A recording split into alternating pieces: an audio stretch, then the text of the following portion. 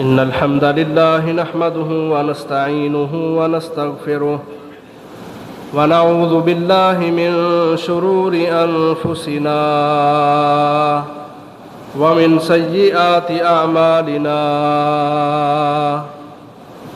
من يهده الله فلا مضل له ومن يضلل فلا هادي له وأشهد أن لا إله إلا الله وحده لا شريك له وأشهد أن محمدًا عبده ورسوله أرسله بالحق بشيرًا ونذيرًا بين يدي الساعة من يطع الله ورسوله فقد رشد ومن يعص الله ورسوله فقد غوى فإنه لا يضر إلا نفسه ولا يضر الله شيئا نسأل الله ربنا تبارك وتعالى أن يجعلنا ممن يطيعه ويطيع رسوله ويتبع رضوانه ويجتنب سخطه فإنما نحن به وله يا أيها الذين آمنوا اتقوا الله حق تقاته ولا تموتن إلا وأنتم مسلمون يا أيها الناس اتقوا ربكم الذي خلقكم من نفس واحدة وخلق منها زوجها وبث منهما رجالا كثيرا ونساء واتقوا الله الذي تساءلون به والأرحام إن الله كان عليكم رقيبا يا أيها الذين آمنوا اتقوا الله وقولوا قولا سديدا يصلح لكم أعمالكم ويغفر لكم ذنوبكم ومن يطع الله ورسوله فقد فاز فوزا عظيما أما بعد فإن خير الحديث كتاب الله وخير الهدي هدي محمد وشر الأمور محدثاتها وكل محدثة بدعة وكل بدعة ضلالة وكل ضلالة في النار فقال الله تبارك وتعالى في القرآن المجيد واذكروا إذ أنتم قليل مستضعفون في الأرض تخافون أن يتخطفكم الناس فآواكم وأيدكم بنصره ورزقكم من الطيبات لعلكم تشكرون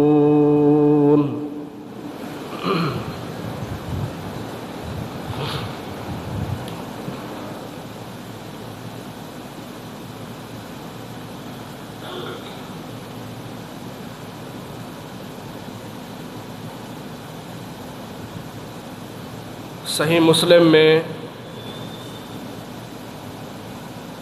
حدیث قدسی ہے،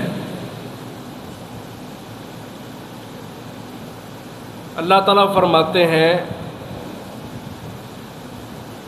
میں نے اپنے سب بندوں کو حنیف پیدا کیا ہے، فطرت پر پیدا کیا ہے۔ خلقت عبادی حنفاء کلہم، میں نے اپنے بندوں کو، سب کے سب بندوں کو فطرت پر، توحید پر پیدا کیا ہے۔ فاجتالتہم الشیاطین، مگر شیطان نے میرے ان بندوں کو تشکیک میں، شک شبے میں مبتلا کر دیا ہے۔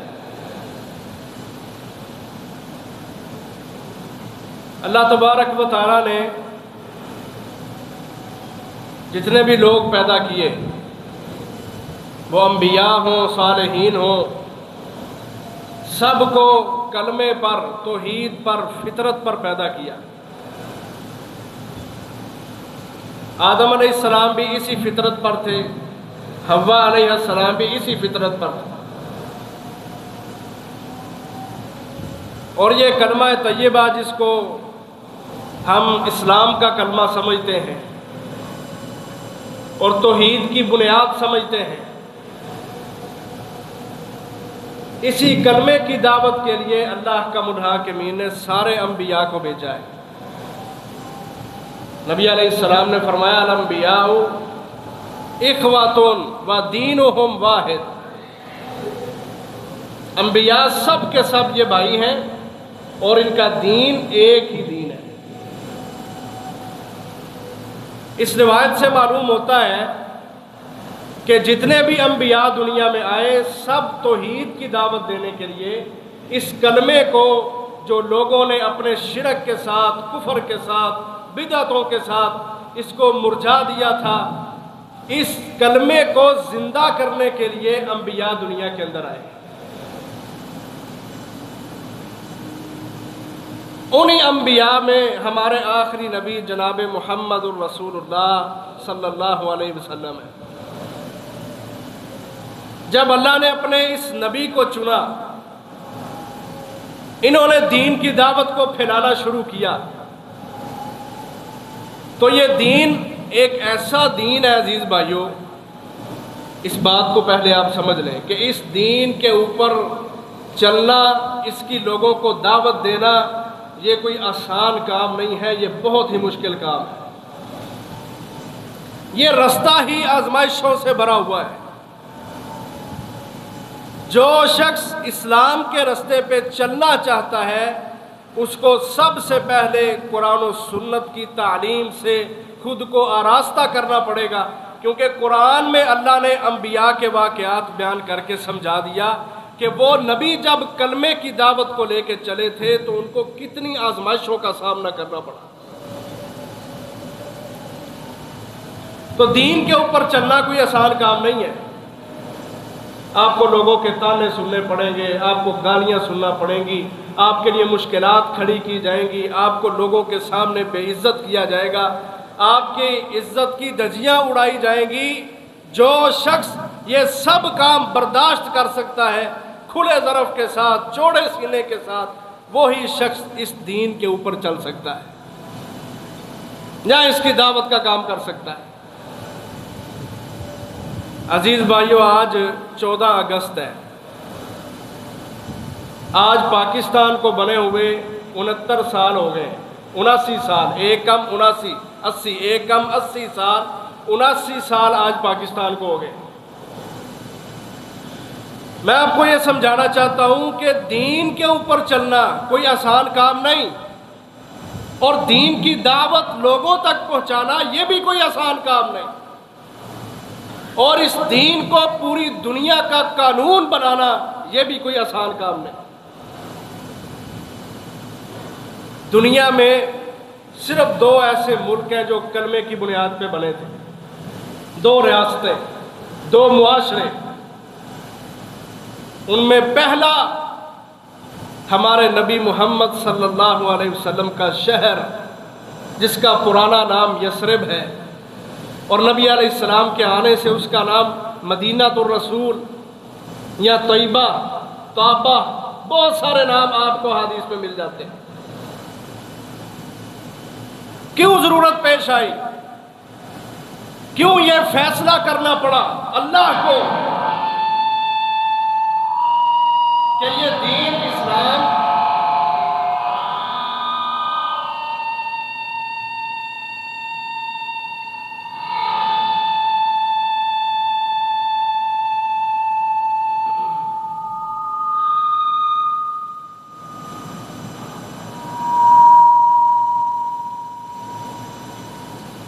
کہ دنیا کے اندر جو دین ہے اسلام، یہ پوری دنیا کا نظام بنے، پوری دنیا کا قانون بنے، اس کے پیچھے عزیز بھائیو ایک لمبا چوڑا سبق ہے، میں وہ آپ کے سامنے رکھتا ہوں۔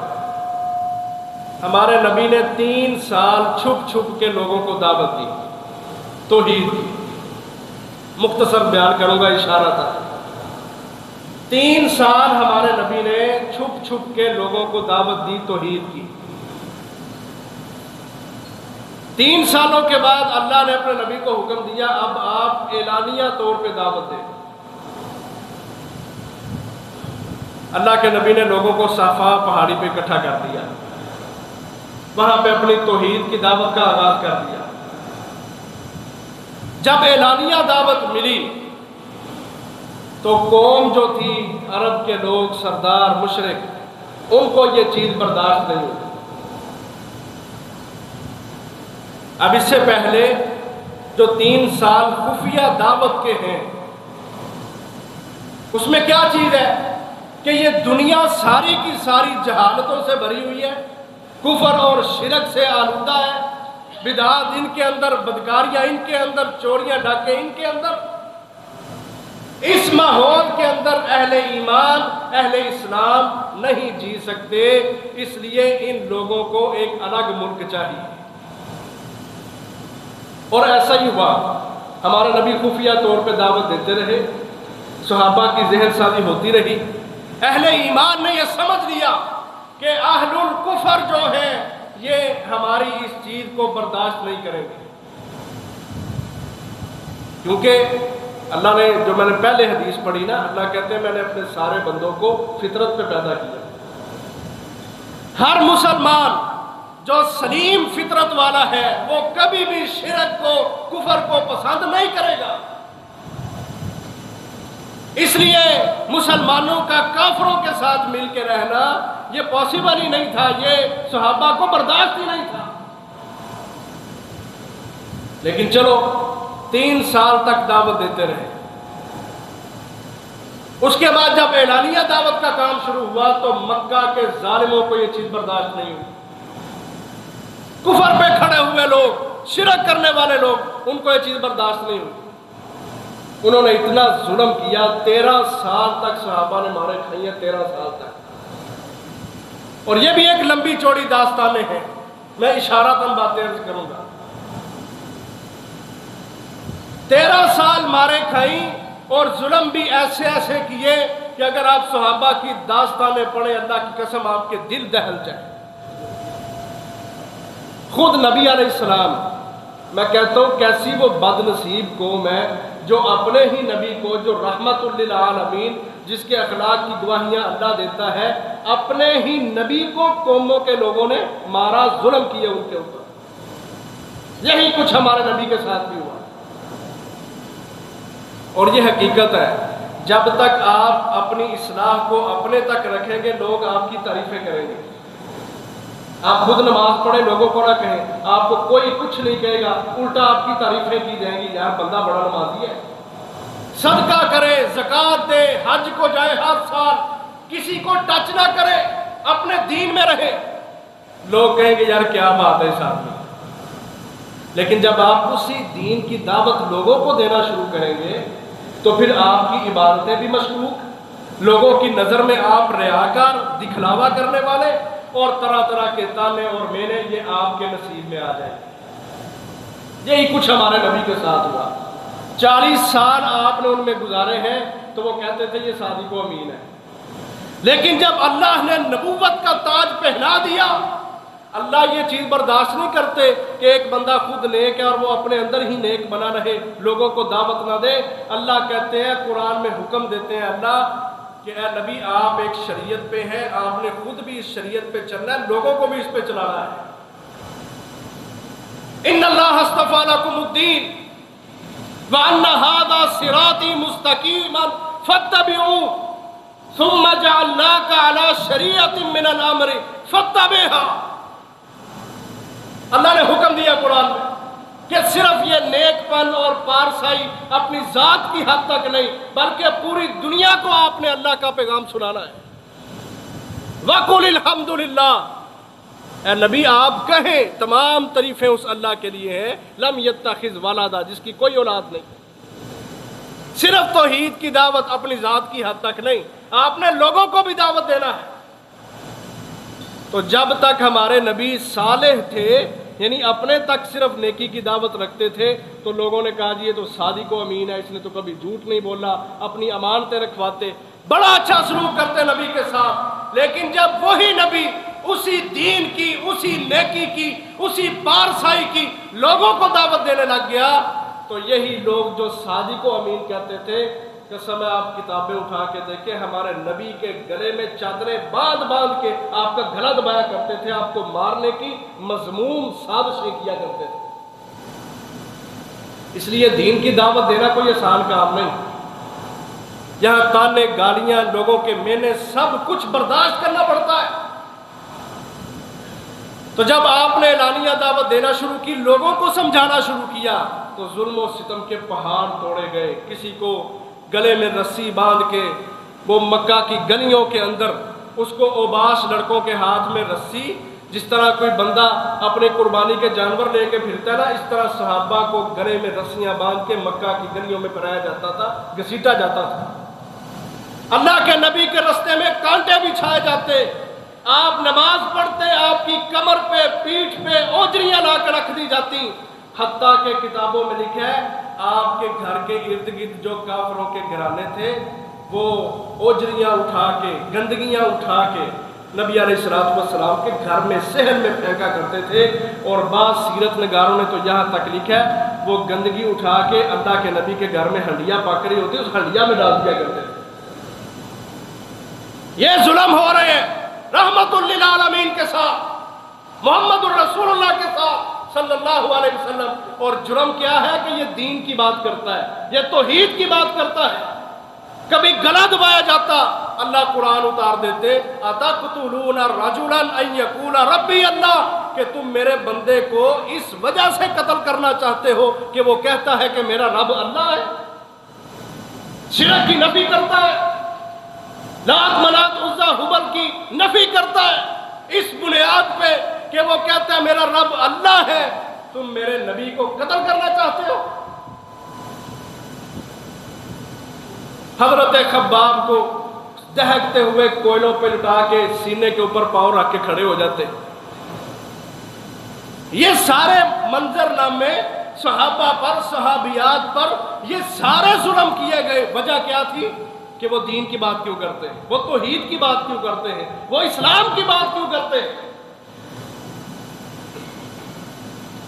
حضرت عمار رضی اللہ عنہ، اللہ اکبر، آگ کے اندر ان کو جلایا جاتا، عرب کی شدت کی گرمی، وہاں پہ ان کو باندھ دیا جاتا، ہاتھ بھی باندھے ہیں، پاؤں بھی باندھے ہیں، کتنے کتنے دنوں تک کھانے پینے کے لیے کچھ نہیں دیا جاتا تھا۔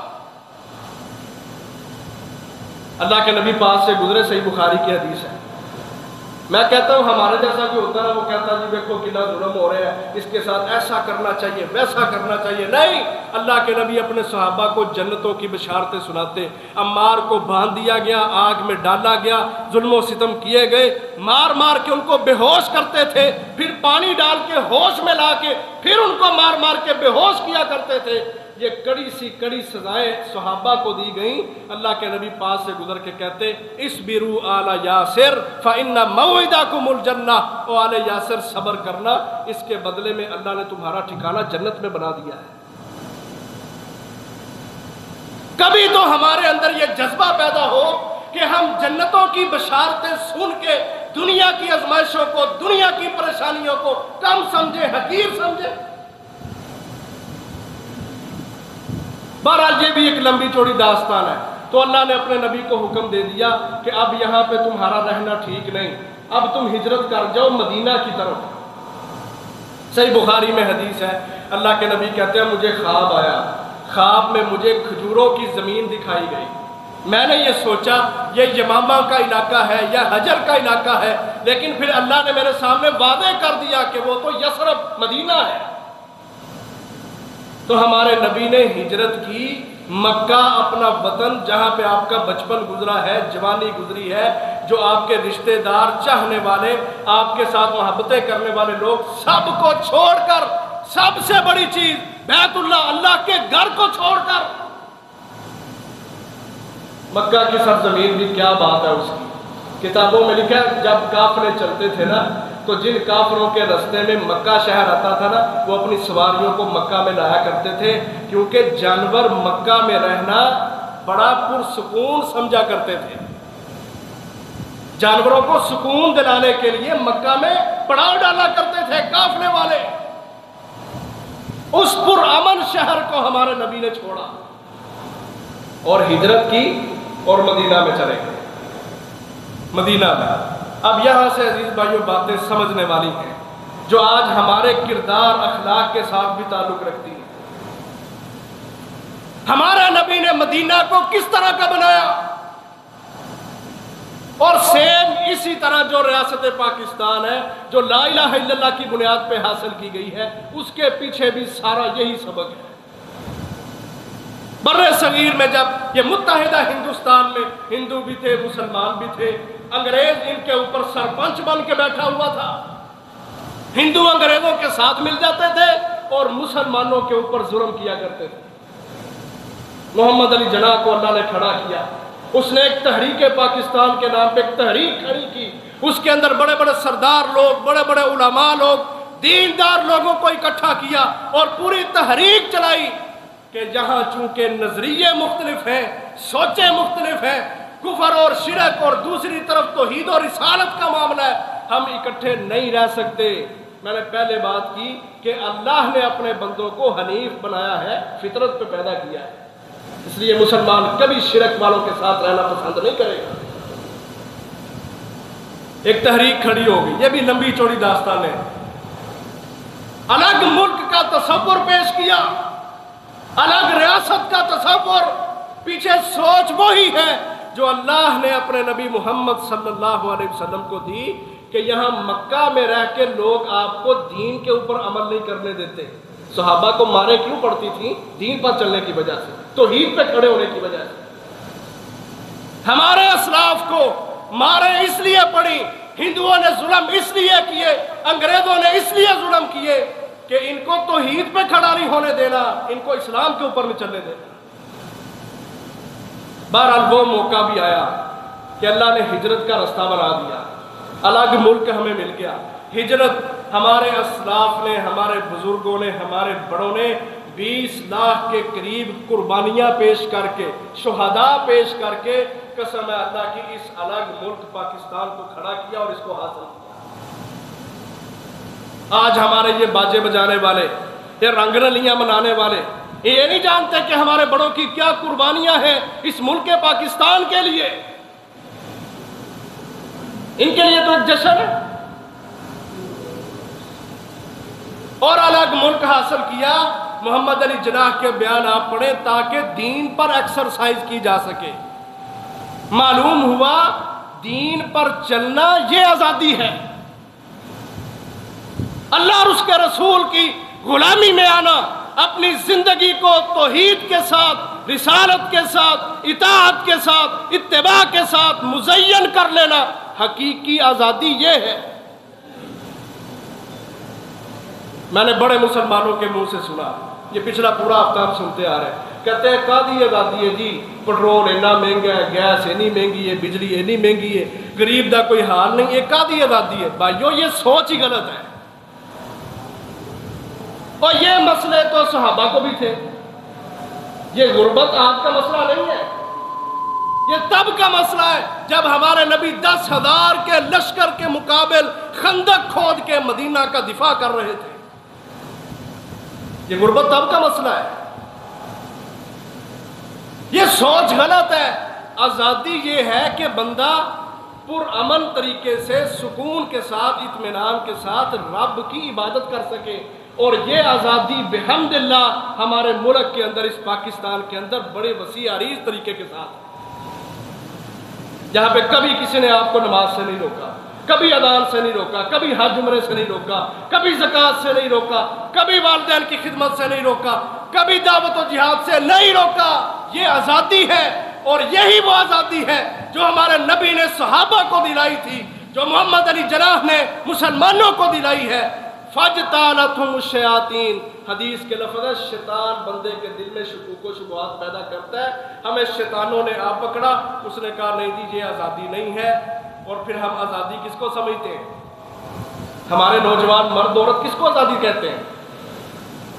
یورپ کو دیکھ کے، غیر مسلموں کو دیکھ کے، وہاں پہ بدکاریاں آسان، کفر اور شرک کے ماحول، ننگ دڑنگ تہذیب، ایمان کا جنازہ نکلا ہوا، غیرت بکی ہوئی، ان معاشروں کے ساتھ اس ملک کو کھڑا کر کے سوچتے ہیں، کمپیریزن کرتے ہیں کہ جو ملک لا الہ الا اللہ کی بنیاد پہ حاصل کیا گیا ہے۔ اپنا ذہن چینج کریں عزیز بھائیوں، آزادی یہ نہیں ہے کہ آپ کے لیے گناہ آسان ہو، آزادی یہ ہے کہ آپ اپنی زندگی اللہ اور اس کے رسول کی اطاعت میں گزاریں، یہ آزادی ہے۔ اور بحمدللہ ہم فخر کرتے ہیں اس بات پہ کہ ہم آزاد لوگ ہیں، ہم آزاد قوم ہیں، کیونکہ ہم اپنی مسجدوں کو آباد کرنے والے، اللہ کے گھروں کو آباد کرنے والے، دعوت و جہاد کا عظیم الشان منہج اور مشن رکھنے والے، زکاتیں دینے والے، صدقات دینے والے، ہر سال حج کو جانے والے، 5 وقت نمازیں ادا کرنے والے۔ یہ ہم اللہ کا شکر ادا کرتے ہیں اس نعمت پہ کہ اللہ نے ہمیں اپنی اطاعت، اپنی فرما برداری کے لیے آج آزادی عطا فرمائی ہے۔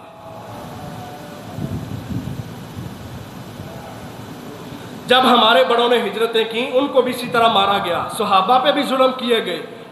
ان لوگوں کو جو ہمارے بڑے تھے، کلمہ پڑھنے والے، جو الگ ملک چاہتے تھے اسلام کے اوپر چلنے کے لیے، ان پر بھی ظلم کیے گئے۔ بڑی لمبی چوڑی داستانیں، ٹرینوں کو جلا دیا گیا، حاملہ عورتوں کے پیٹوں پہ ٹھڈے مار مار کے ان کے حمل کو ضائع کیا گیا، رستے میں آنے والے کنووں کے اندر پانی میں زہر ملا کے مسلمانوں کو مار دیا گیا، عورتوں کو، خواتین کو جنسی درندگی کا نشانہ بنایا گیا۔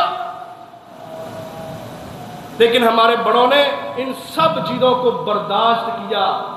کیوں؟ کیونکہ اس وقت یہ سوشل میڈیا، یہ گند نہیں تھا، بڑوں کے دل میں ایمان تھا، ایمان کی غیرت تھی، اللہ اور اس کے رسول کی اطاعت کا جذبہ تھا، رب کے سامنے اپنی پیشانی ٹیکنے کا عظیم الشان جنون اور جذبہ تھا۔ اس لیے انہوں نے ان بڑی بڑی آزمائشوں کو خوش دلی سے قبول کیا اور اپنا الگ ملک حاصل کیا۔ اور آج ہم اس کو آزادی کیوں نہیں سمجھتے؟ کیونکہ ہم سوشل میڈیا کے غلام، آنکھیں بدکار، کان بدکار، زبان غیبت چغلی کرنے والی، ایمان کے جنازے نکلے ہوئے، ایمان نام کی چیز ہی کوئی نہیں ہمارے اندر، غیرت کہاں سے آئے ہمارے پاس؟ اور پھر ہمارے نبی نے ان دونوں ملکوں کو سمجھنا ذرا حالات اپنے نبی سے لے کے، ہمارے نبی مدینہ میں آئے نا، اب کافروں کا تسلط ختم، اب ایک الگ ملک مل گیا، نیا معاشرہ۔ اب ہمارے نبی نے نئے معاشرے کو اختیار کر کے وہ لوگ جو سینکڑوں کی تعداد میں ہمارے نبی پہ ایمان لانے والے تھے، ہمارے نبی نے ان کی اصلاح کرنے کے لیے مدینہ آ کے سب سے پہلا جو کام کیا تھا محمد الرسول اللہ نے صلی اللہ علیہ وسلم، وہ تھا مسجد نبوی کو تعمیر کرنا۔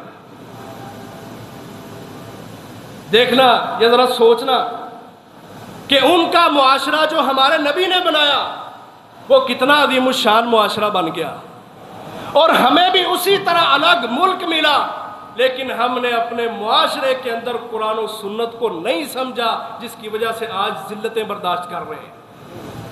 ان کو عزتیں ملی تھی قرآن و سنت پہ چلنے کی وجہ سے، ہمیں ذلتیں ملی ہیں قرآن و سنت کو چھوڑ دینے کی وجہ سے۔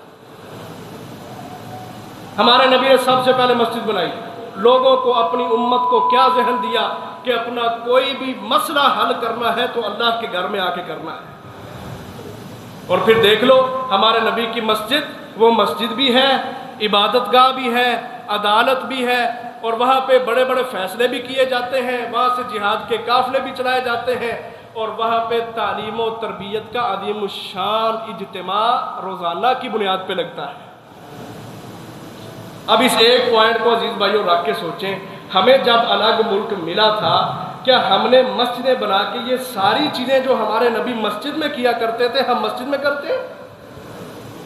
ذرا جائزہ تو لیں، ہم اپنا تقابل تو کریں اپنا ریاست مدینہ کے ساتھ۔ کیا ہمارے مسلمان کا آج مسجد سے کوئی تعلق نہیں؟ اللہ ماشاء اللہ۔ غمی آ جائے نا پھر ہم مسلمان دوگلے ہیں۔ میں بڑی معذرت کے ساتھ میں اپنے آپ کو بھی یہ باتیں کرتا ہوں، یہ صرف لوگوں کے لیے نہیں ہے، اللہ جانتا ہے ہماری نیتوں کو، ہمارے اخلاص کو۔ آج ہمارا رویہ مسجدوں کے ساتھ کیسا ہے؟ دوگلا پن۔ کیا دوگلا پن ہے کہ جب پریشانی آنی ہے، مصیبت آنی ہے، ہم نے ہاتھوں پہ تسبیحاں بھی پکڑ لینی ہیں، داڑیاں بھی بڑھا دینی ہیں، شلواریں بھی ٹکنوں سے اوپر، تے مولوی صاحب لانا سا چنگی گوڑی یاری لانی ہے۔ کیوں کہ میرے اتنے پریشانی ہے، میں مصیبت سے مبتلا ہوا ہوں، کوئی وظیفے کروں گا پھر جا کے حالات ٹھیک ہوں گے۔ اور جب وہ ہمارا رب ہمیں نواز دیتا ہے، یقین مانے ہم سب سے پہلے مسجد کو کمر دکھاتے ہیں۔ دولت آتی ہے، فراوانی ملتی ہے، نمازیں گئیں، عبادتیں گئیں، تلاوتیں گئیں، اذکار گئے، مناجات گئے، مولوی کے خلاف بد زبانیاں، زبان درد۔ یہ کیوں ہے؟ کیونکہ پیسہ ہے پاس، دولت ہے پاس، دعوت و جہاد کو باتیں کیوں؟ تو چند دن پہلے بڑا ساتھ جڑا ہوا تھا، آپ پیچھے کیوں ہے؟ دولت ہے، قسم دولت۔ یہی چیز اللہ نے قرآن میں بیان کی، لوگوں یہ تمہارے مال تمہارے لیے فتنہ بنیں گے۔ آج یہ مالوں کے فتنے ہیں، چند ٹگوں کے ساتھ اللہ نواز دے، اللہ کو ہم بائی پاس کر جاتے ہیں۔ اللہ کہتے ہیں مرہ کألم یدعونا الی ضر مسہ، 11واں پارہ اٹھاؤ، سورۃ یونس کو پڑھو۔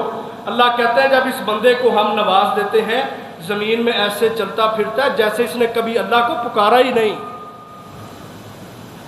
یہ میری باتیں نہیں ہیں، یہ قرآن کی آیت میں آپ کے سامنے پڑھ رہا ہوں۔ وَإِذَا مَسَّ الْإِنسَانَ الضُّرُّ، جب ہم انسان کو تکلیف میں مبتلا کرتے ہیں، دعانا لِجَنبِهِ أَوْ قَاعِدًا أَوْ قَائِمًا، یہ ہمیں پہلو کے بل لیٹ کے بھی پکارتا ہے، چلتے پھرتے بھی پکارتا ہے، گاڑیوں میں بھی یاد کرتا ہے، بستروں میں بھی یاد کرتا ہے، کھڑا بھی یاد کرتا ہے، بیٹھا بھی یاد کرتا ہے۔ لیکن فَلَمَّا كَشَفْنَا عَنْهُ ضُرَّهُ، جب ہم اس کی تکلیف پرے کر دیتے ہیں، ہٹا دیتے ہیں، مَرَّ كَأَلَّمْ يَدْعُونَا إِلَى ضُرٍّ مَسَّ، یہ اللہ کی زمین پہ ایسے اکڑ کے چلتا ہے جیسے اس نے کبھی اللہ کو پکارا ہی نہیں تھا۔ میں کسی کو بات نہیں کرتا، ہم اپنی جگہ پہ خود سوچ لیں، کیا ہمارے یہ رویے نہیں ہیں ہمارے رب کے ساتھ، ہمارے دین کے ساتھ؟ صحابہ ایسے نہیں تھے، وہ ایمان کے پہاڑ تھے، ان کو خوشی ملتی تو اللہ کے نام کرتے، غمی آتی پھر بھی اللہ کے نام کرتے، ہر حال میں اللہ کو پکارا کرتے تھے۔ تو ہمارے نبی نے معاشرہ تشکیل دیا، سب سے پہلے مسجد بنا کے اپنی امت کو ذہن دیا، تمہارے حل، تمہارے مسائل ہوں، جو کچھ بھی ہوں، ان سب کا حل مسجد میں ہے، اللہ کے سامنے جھکنے میں ہے، اپنی پیشانی کو زمین پر رکھ دینے میں ہے۔ اس لیے جب بھی تمہیں مصیبت آئے، پریشانی آئے، مسجد کی طرف رجوع کر۔ ہم نے مسجدوں کو خالی کیا ہوا ہے، جمعہ پڑھنے آتے ہیں، جب آخری ٹائم آ جاتا ہے 10-15 منٹ، پھر بھاگتے بھاگتے مسجد میں۔ اور نمازوں میں بھی یہ حال ہے، لوگ، میں نے خود دیکھا، لوگ بھاگتے ہوئے آتے ہیں کہ مولوی صاحب رکعت نہ کاٹ دیں، ہے رکعت لنگ جانی۔ بھائی آپ نے پہلے کیوں نہیں ٹائم نکالا اللہ کے لیے، اسلام کے لیے؟ اس لیے ہمارے نبی نے پہلا کام یہ کیا۔ دوسرا کام ہمارے نبی نے مسجد کے اندر دین پڑھنے کا انتظام کیا۔ ہمارے اندر جتنی برائیاں ہیں، اس کا حل دین سے ہمیں ملے گا۔ اور دین ہمیں کیا بتاتا ہے؟ غیبت نہ کرو، چغلی نہ کرو، تانے نہ دو، لان تان نہ کرو، زبان کا اچھا استعمال کرو، تمہارے رویے سے کسی کو تکلیف نہیں ہونی چاہیے۔ المسلم من سلم المسلمون من لسانہ ویدہ، کا مسلمان ہوتا ہی وہ ہے جس کی زبان سے، جس کے ہاتھ سے دوسرے مسلمان امن میں رہے، حفاظت میں رہے۔ اب یہ تربیت ہمیں ملنی تھی حدیث پڑھ کے۔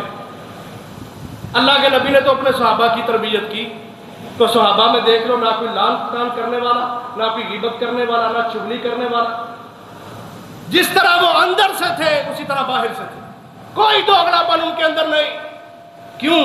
کیونکہ انہوں نے حدیثیں پڑھ کے اپنی اصلاح کی تھی۔ یہ جو حدیث ہے نا، لِتُبَيِّنَ مَا نُزِّلَ إِلَيْهِمْ، اللہ کہتے ہیں ہم نے حدیث اس لیے اتاری ہے کہ جو اللہ نے قرآن اے محمد آپ کے اوپر اتارا ہے، قرآن کی وضاحت حدیث کے ساتھ لوگوں کے سامنے رکھی، اور اخلاق ہمیں حدیث سکھاتی ہے۔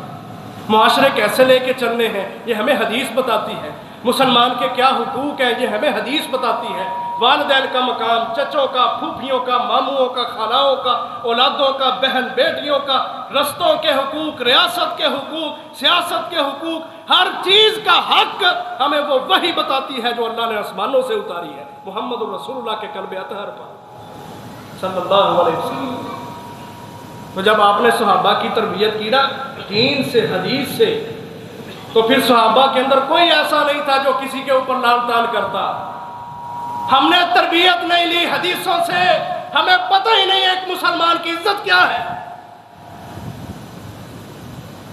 اس لیے تو ہم زبان سے لعن طعن، غیبت، چغلی، الٹے نام لینا، یوتیے، پٹواریے کیے، بحثیں، یہ سب کچھ اسی وجہ سے ہماری زبانوں کے اوپر ہے کہ ہم نے کبھی اپنے نبی کی حدیث سے اخلاقیات نہیں سیکھے۔ یہ ہماری تمیز نہیں ہے، بدتمیزیاں ہیں یہ۔ صحابہ اکرام ہر روز اللہ کے نبی کی مجلس میں بیٹھ کے دین سیکھا کرتے تھے، قرآن سیکھتے تھے، حدیث سیکھتے تھے، ہم نہیں سیکھتے۔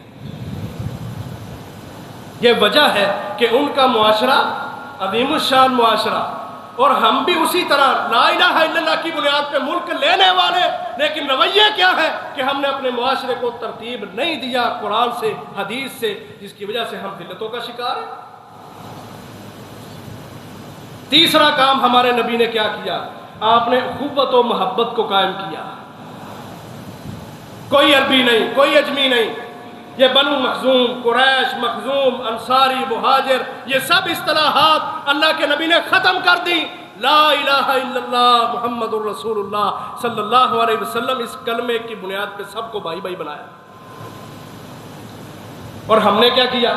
ہم نے کہا یہ دیوبندی ہے، یہ بریلوی ہے، یہ وہابی ہے، یہ فلانا ہے، یہ فلانا ہے، یہ گورا ہے، یہ کالا ہے، اس کے پاس پیسہ زیادہ ہے، اس کے پاس پیسہ کم ہے، یہ فلانی پارٹی کا ہے، یہ فلانی پارٹی کا ہے۔ ان چیزوں کو بنیاد بنا کے ہم نے اس پاک ملک کے اندر نفرتوں کو پھیلایا، انتشار کو پھیلایا۔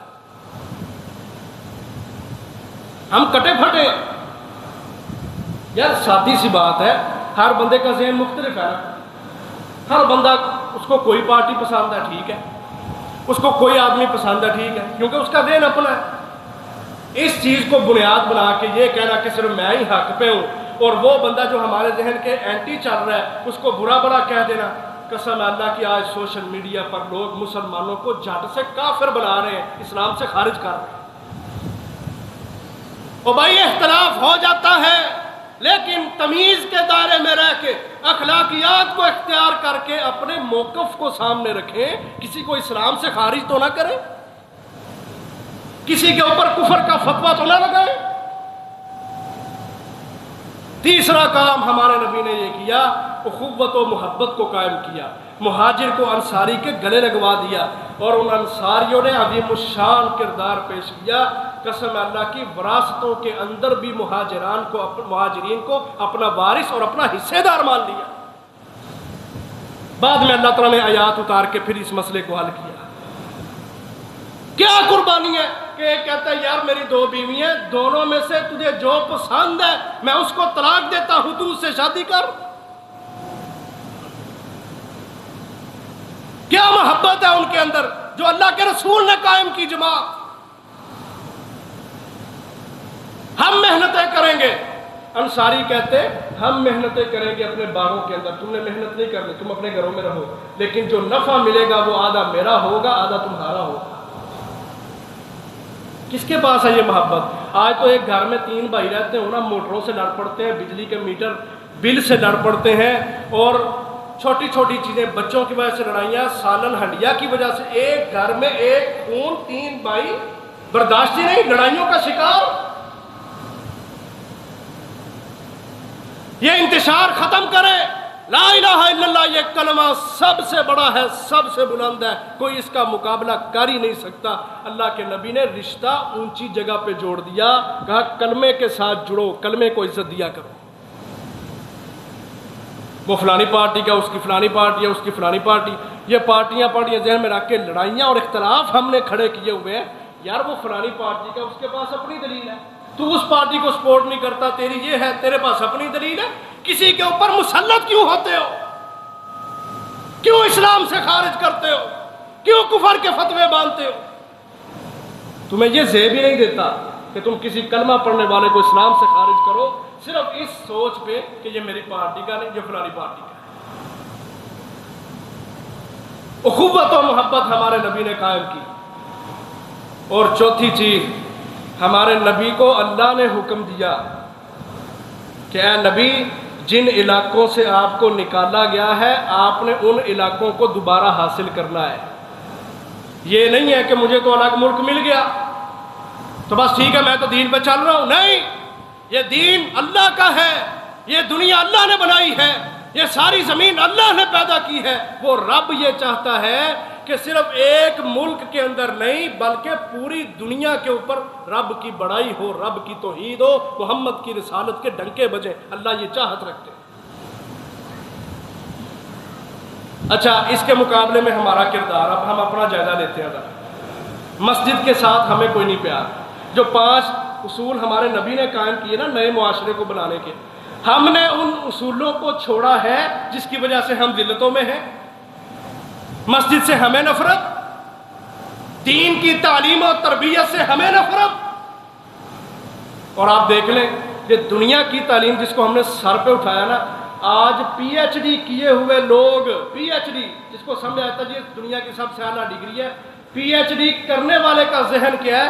وہ کہتا ہے اللہ تبارک و تعالیٰ کا وجود ہے ہی کوئی نہیں۔ یہ ہے تعلیم دنیا کی، اس نے ہمیں یہ دیا ہے۔ پی ایچ ڈی کرنے والے لوگ، بڑے بڑے پروفیسر، بڑے بڑے اسکالر، ملحد، ایتھسٹ، بے دین بنے ہوئے، وہ کہتے ہیں رب کا وجود ہی کوئی نہیں دنیا میں۔ اور اس کے مقابلے میں دین کی تعلیم، ہماری نماز کیسے ہم شروع کرتے ہیں؟ اللہ اکبر کے شروع میں ہی، گھٹی میں ہی یہ بات ہے کہ دنیا میں نظام اللہ کا ہے، اللہ سب سے بڑا ہے۔ آپ مجھے بتائیں عزیز بھائیوں، ہمارا وہ چھوٹا سا بچہ کہ جس کو یہ پتا ہے کہ اس ساری دنیا کو پیدا کرنے والا اکیلا اللہ ہے، یہ بہتر ہے یا دوسری طرف پی ایچ ڈی کیا ہوا شخص جس نے اپنے گوڈے گٹے رگڑ دیے ہیں دنیا کی جعلی تعلیم کے اندر، وہ یہ کہتا ہے کہ دنیا کا نظام چلانے والا کوئی بھی نہیں، اللہ کا وجود ہی نہیں ہے۔ آپ فیصلہ کریں، سیانے سمجھدار بیٹھے ہیں، پرے پنچایت والے بیٹھے ہیں، آپ بتائیں یہ بچہ بہتر ہے یا یہ 40 سال کا پروفیسر بہتر ہے؟ سوچیں تو صحیح آپ۔ اس سے معلوم ہوتا ہے یہ دنیا کی ڈگریاں یہ علم نہیں ہے، علم قرآن اور حدیث پڑھنا یہ اصل علم ہے۔ اپنے بچوں کو حافظ بناؤ، عالم بناؤ، قاری بناؤ، مجود قاری بناؤ، تجوید والا، قرآن کے الفاظ کی صحیح طور پہ ادائیگی کرنے والا مجاہد بناؤ اپنے بچوں کو۔ اپنے گھر میں اپنی بیٹیوں کی، بیویوں کی تربیت کرو، اس کو یہ سمجھاؤ کہ دیکھ میں اللہ کا حکم سمجھتے ہوئے تیرے سارے خرچے پورے کرتا ہوں، میں تجھے حکم دیتا ہوں کہ تو روزانہ کی بنیاد پہ قرآن پڑھا کر، تفسیر پڑھا کر، حدیث پڑھا کر۔ یہ ذمہ داری ہے ہماری۔ تعلیم و تربیت کے ساتھ ہم نہیں جڑے جس کی وجہ سے ذلت ہے۔ پھر اخوت و محبت وہ ہم نے ختم کی، کوئی عزت نہیں ہمارے دلوں میں کسی مسلمان کی، قسم ہے اللہ کی، میں صاف بات کرتا ہوں۔ کوئی رستے جاتے ہوئے کوئی آدمی، کوئی دوست کسی دوست کو تھپڑ مار دینا مذاق سے، ویسے سب سے پہلے منہ سے گالی نکلتی۔ یہ تربیت ہے ہماری، یہ ہے ہم پڑھے لکھے۔ صحابہ کی جماعت ایسی جماعت نہیں تھی، وہ تو محبتیں کرنے والے، وہ تو پیار کرنے والے تھے۔ اللہ نے ان کی تعریفیں کی ہیں قرآن میں، اشداء علی الکفار رحماء بینہم، ان کی سختیاں کافروں کے خلاف ہیں، وہ اپنے مومن مسلمان بھائیوں پر بڑے نرم دل ہیں۔ اور ہمارے نبی نے جو اللہ نے کہا کہ آپ نے اپنے وہ علاقے بھی حاصل کرنے ہیں، دیکھو صحابہ کی جماعت نے قسم اللہ کی مدینہ سے آئے، 8 سال فنون حرب و ضرب سیکھے، جہاد کی تربیت لی اور دل کے اندر قرآن و سنت کا، دعوت و جہاد کا عظیم الشان منہج سجایا۔ 30 سال کے قریب دور خلافت ہے۔ نبی علیہ السلام کے بعد کا دور دیکھیں آپ، حضرت ابو بکر سے لے کے حضرت علی رضی اللہ عنہم، یہ سارے صحابہ کا تقریباً 30 سال کا بھی پورا عرصہ نہیں بنتا، 28-29 سال بنتے ہیں۔ قسم ہے اللہ کی 50 لاکھ سے زائد مربع میل پر اسلام کی حکومت کو کھڑا کیا، اور جس مکہ سے ظالموں نے ظلم کر کے محمد الرسول اللہ کو اور صحابہ کو نکالا، صرف 8 سال کے اندر ہمارے نبی فاتح بن کے 10,000 کا لشکر جرار لے کر ہمارے نبی اسی مکہ کو دوبارہ فتح کر رہے ہیں، لات و منات و عزا حبل کو روند رہے ہیں، ان کے پیٹوں پہ نیزے مار رہے ہیں، جال حق و زحق الباطل کی صدا لگاتے ہوئے اپنی لاٹھی کے ساتھ شرک کو روند رہے ہیں، بدعات کا کلا کما کر رہے ہیں، اور لا الہ الا اللہ محمد الرسول اللہ کو دنیا کے اوپر بلند کر رہے ہیں۔ بلال کو بیت اللہ کی چھت پہ چڑھا رہے ہیں، بلال چھت پہ جا کے اذان محمدی کہہ رہے ہیں، پورا مکہ اذان محمدی کے ساتھ گونج اٹھا ہے، صرف 8 سال کی محنت میں۔ اور ہمیں 70 سال ہو گئے، ہم سے کشمیر نہیں آزاد ہو رہا۔ کیوں؟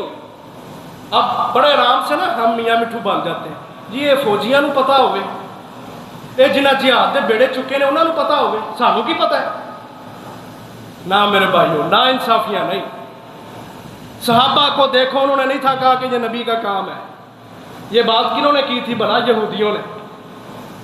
انہوں نے کہا اذهب انت وربک فقاتلا انا ہاہنا قاعدون، موسیٰ تو اور تیرا رب جا کے لڑو، تمہیں پڑی ہے دین، ہم نے پھیلانا ہے پوری دنیا پہ، ہم تو یہاں آرام سے بیٹھے، ہم نہیں لڑ سکتے۔ یہ یہودیوں جیسے کردار ہوتے ہیں کہ بندہ بڑے آرام سے اپنی زبان سے کہہ دے جی سانوں کی پتا ہوئے، اسی کہڑا ٹیکس کھان دے ہیں، اسی کہڑا کچھ کرنے پہ ہیں، وہی لگے نے انہیں بیڑا چکیا، انہوں نے پتا ہوئے۔ اچھا اختلاف پڑ گیا، اب کیا کریں؟ اللہ کہتا ہے ان تنازعتم فی شیء فردوہ الی اللہ والرسول، تمہارا اختلاف پڑ جائے تو تم اللہ اور اس کے رسول سے پوچھ لو۔ ہم دین سے پوچھ لیتے ہیں، دین ہمیں کیا کہتا ہے؟ کیا خیال ہے؟ رولا تو پہ گیا ہے نا، تو ان حالتیں کرنا ہے انہوں۔ اللہ اور اس کا رسول ہمیں جواب دیتا ہے، قرآن میں بھی اس کا جواب ہے، حدیث میں بھی اس کا جواب ہے۔ اللہ کہتے ہیں وَكَأَيٍّ مِّن قَرْيَةٍ عَتَتْ عَنْ أَمْرِ رَبِّهَا وَرُسُلِهِ فَحَاسَبْنَاهَا حِسَابًا شَدِيدًا وَعَذَّبْنَاهَا عَذَابًا نُكْرًا فَذَاقَتْ وَبَالَ أَمْرِهَا وَكَانَ عَاقِبَةُ أَمْرِهَا خُسْرًا۔ جاؤ 28ویں پارے کو سورۃ الطلاق کی 5 نمبر آیت نکال کے پڑھو۔ اللہ کہتا ہے کتنی ہی بستیوں والے دنیا میں آئے، انہوں نے اللہ اور اس کے رسول کی نافرمانیاں کی، زمین پر بغاوتیں کی، دعوت سے دور، جہاد سے دور، غلبہ اسلام کی سوچ سے دور، اور دنیا کے بندے بننے لگ گئے۔ ہم نے ان کو سخت عذاب سے دوچار کیا، شدت سے ان کا حساب لیا، فذاقت وبال امرہا، انہوں نے اپنے کاموں کا وبال چکھ لیا، وَكَانَ عَاقِبَةُ أَمْرِهَا خُسْرًا، اور ان کے جعلی اعمال کا انجام کیا ہوا؟ سراسر خسارہ، سراسر گھاٹا، سراسر نقصان۔ ہم سے یہ غلطیاں سرزد ہوئی ہیں۔ میں کہتا ہوں چھوڑیں، کسی ہر چیز کو چھوڑیں، ہم اپنا اندر دیکھ لیں ہم کتنے کو پرہیزگار ہیں۔ ہم روزانہ کی بنیاد پہ اللہ اور اس کے رسول کی نافرمانیاں نہیں کرتے، بغاوتیں نہیں کرتے۔ ایک نماز ہے جو 7 سال کی عمر میں اللہ کے نبی کہتے ہیں حکم دے دو، 10 سال میں وہ فرض ہے کہ مارو پیٹو اولادوں کو اگر نمازیں نہیں پڑھتی۔ ہمارا 10 سال کا بچہ نمازی ہے، ہمارے تو 50 سال کے نماز نہیں پڑھتے۔ یہ ہے وہ بغاوتیں جو ہم نے دکھائی اللہ کو، اللہ کا منحاکمین نے ہم سے ہمارے علاقے چھین لیے، ہمیں ذلت کے ساتھ دوچار کر دیا۔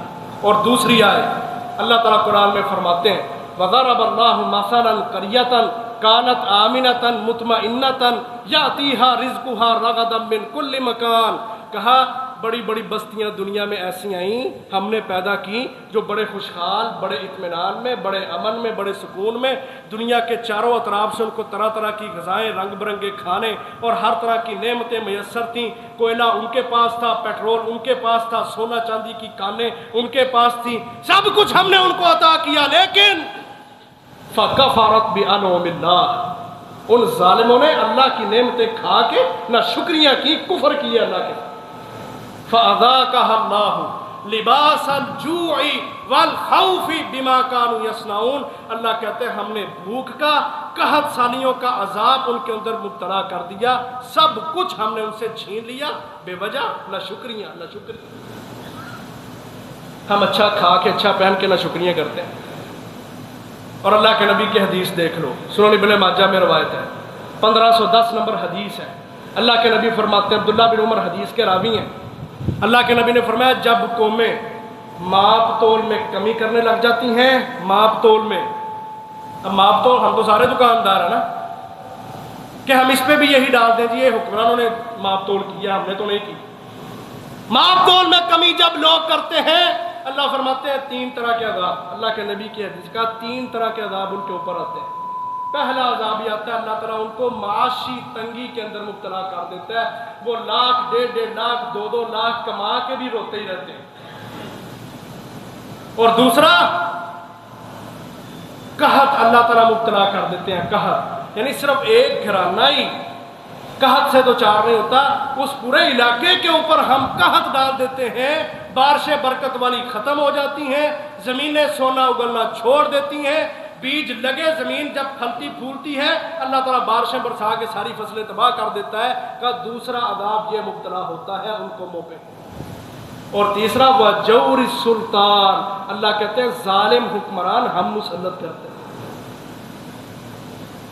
जरा एक दफा ना कुछ लम्हे के लिए सारी पार्टियों को एक साइड पे कर दें और अपनी पार्टी जो दिल की पार्टी है ना इसका जायजा ले लें हम।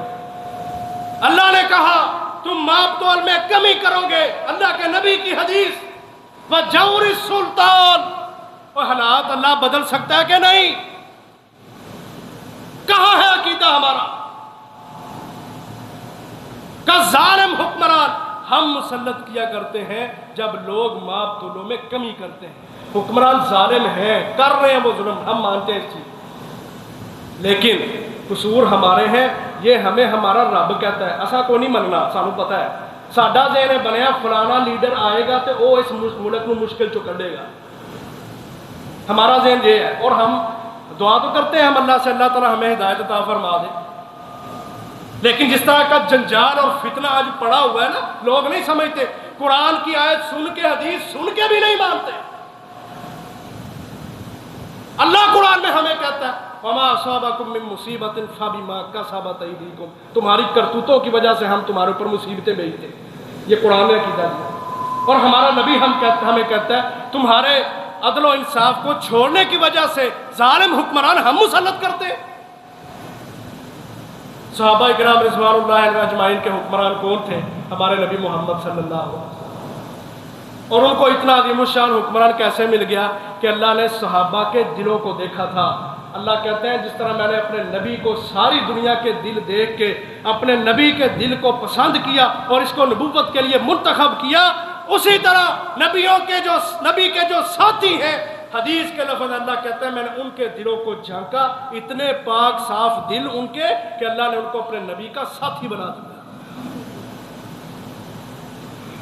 तो अजीज भाइयों आओ, वो भी एक मुआशरा था, ये भी एक मुआशरा है। वो भी ला इलाहा इल्लल्लाह की बुनियाद पे हासिल किया गया, ये भी ला इलाहा इल्लल्लाह की बुनियाद पे हासिल किया गया। वहाँ भी कुर्बानियाँ हैं, यहाँ भी कुर्बानियाँ हैं, लेकिन मसला हल नहीं हो रहा। वो इज्जतों के साथ जी गए और हम जिल्लतों के अंदर हैं। और वो 5 नुकात हैं जो मैंने आपके सामने रखे हैं। हमारे नबी ने इन नुकात के ऊपर तरबियत की, सहाबा पूरी दुनिया पे छा गए, हमने उन नुकात को पसे पुष्ट फेंक दिया और हम जिल्लतों के अंदर मुब्तला हो गए। आओ अजीज़ भाइयों, ये समझ लो, आज़ादी ये है कि बंदा अपनी ज़िंदगी अल्लाह और उसके रसूल की इताअत में गुजारे। और आज इताअत करने के मामले में हम बेहम्दिल्लाह आज़ाद हैं, आज़ाद कौम है, आज़ाद मुल्क है।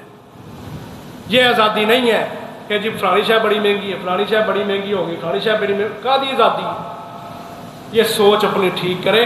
हकीकी आज़ादी ये है कि आप दीन के ऊपर अमल कर सकते हैं। और ये जो चीज़ें हैं ये हमारे गुनाहों के वबाल हैं, हुक्मरानों के भी इनके अंदर जालिमाना किरदार हैं। हम इसके लिए अल्लाह से दुआ भी करते हैं कि अल्लाह ताला हमें भी हिदायत अता फरमाए, हमारे हुक्मरानों को भी हिदायत अता फरमाए। और जो आज़ादी का असल मकसद था, अल्लाह का बुलहाकिमीन हमें भरपूर तरीके से उसके ऊपर अमल करने की तौफीक अता फरमाए। व आखिर दावा या अनिल हम्दुलिल्लाहि रब्बिल आलमीन।